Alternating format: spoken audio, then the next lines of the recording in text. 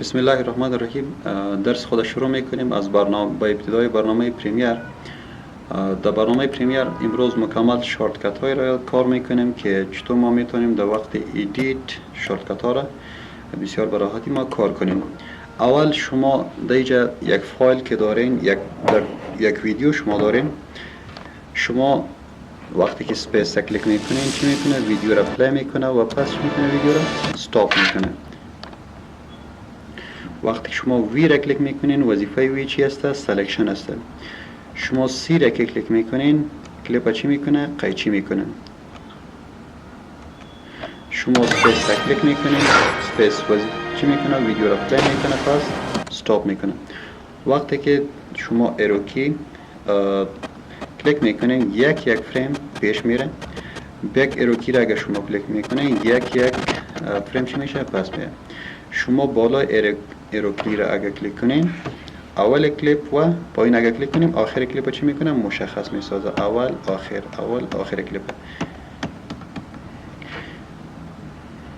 ما اگر دیجا بیاییم ماوس پوینتر دیجا قرار دارد کامera که ما کلیک میکنین کامera چی میکنه؟ امو بخش سیکونس زوم میکنه.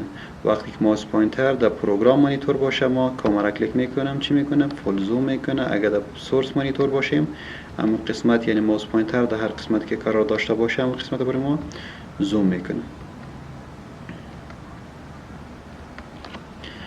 دیگه موضوع وقتی که ما میخوایم یک کلیپ قیچی کنیم کنترل کا شورتکت چی است؟ قیچی کردن یک کلیپ است. کنترل کا قیچی کردن یک کلیپ. حالا اگر ما سی را کلیک کنیم سی وظیفه چی است؟ ریزر تولز است. توسط ریزر تول شما میتونید کلیپ در هر بخشی که خواسته باشین قیچی کنین. پس حالا میبینیم که ریزر تولز است. پس ایرا با سلکشن ما وی را کلیک میکنیم چی میشه؟ پس موضوع سلکشن تول چی میشه؟ فعال میشه. وقتی که سپیس کلیک میکنیم پلی میکنه. حالا ما اگر میخوایم این کلیپ دیلیت کنیم توسط سلکشن ایرا سلکت میکنم کلیک چی میکنیم؟ دیلیت کلیک میکنیم اما قسمت دیلیت میشه.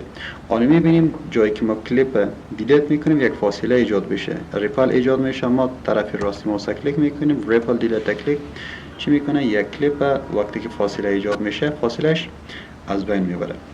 دیگه موضوع ما دیجا یک کلیپ داریم. اگر از این کلیپ ما میخوایم یک کپی بگیریم، اگر ما از توسط منیو مثلا دیجا بیایم ایره کپی کنیم پس از او پلیهد پیش ببریم دیجا برایشون چی میگیم؟ میگه پیست که برای ما.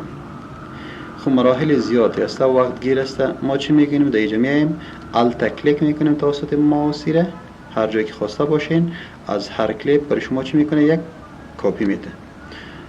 حالا ما میایم کنترل زد شورتکت چی است؟ اندو است. کنترل زد وظیفهش اندو یک مرحله چی میشه؟ عقب میره. حالا شما شیفت کنترل زد اگر کلیک میکنین پس یک مرحله پیش میره. یه مراحلی که شما انجام داده باشین پس انجام میده. یا را مکمل سلکت میکنم یا را چی میکنیم؟ دیلیت میکنم. حالا اگر شما ببینین ما دیجا ویدیو را اضافه کردیم. حالا نیاز پیدا میشه که این ویدیو را ما نزدیک بسازیم. ما مثبت کلیک میکنیم یا مساوی را کلیک میکنیم ترک برای ما نزدیک یا زوم این میکنه. وقتی که شما منفی را کلیک میکنین پس چی میکنه؟ زوم اوت میکنه. مثبت زوم این، منفی پس چی میکنه؟ زوم اوت میکنه. حالا اگر شما دیجا بیاین مثلا این کلیپ شما دارین، طرف چپ کلیپ شما میخواستین دیلیت کنین، شما کیو را کلیک میکنین و شکل اتومات طرف چپ کلیپ دیلیت میکنه. حالا اگر شما دیجا بیاین کنترل کار کلیک کنین از بعد کلیپ سلکت میکنین دیلیت میکنین یعنی شما سه مرحله را ایجاد میدین. ولی بسیار راحتی اگر شما کاماند کیو را کلیک کنین شورتکت چی میکنه؟ قیچی میکنه از هر جایی که پلی هد قرار داشته باشه بالای همون ترک طرف چپ کلیک میکنه. حالا اگر ما دیجا بیایم طرف راست پلی هد اگر میخوایم دیلیت کنیم ما دبلیو را کلیک میکنم طرف راست کلیپ برای ما چی میکنه؟ دیلیت میکنه. کنترل زد چی میکنه؟ اندو میکنه. شیفت کنترل زد برای ما چی میکنه؟ ریدو میکنه. حالا ما دیجا ویدیو داریم، ویدیو را که ما پلی میکنیم درسته؟ حالا اگر نیاز پیدا میشه ویدیو را ما بسیار فاست پلی کنم ما ال کلیک میکنم. ال ویدیو را فاست پلی میکنم.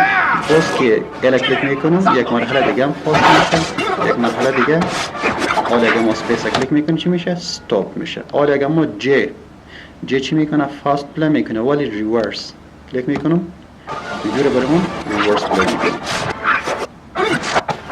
درسته؟ حالا اگه دیجا ما بیایم کنترل که ویدیو رو کنترل که کلیک میکنم، دیجا بیایم شورتکت زد کلیک میکنم. زد چی میکنه؟ یک کلیپ از طرف راست چپ مارک این و مارک اوت میکنه کلیپ.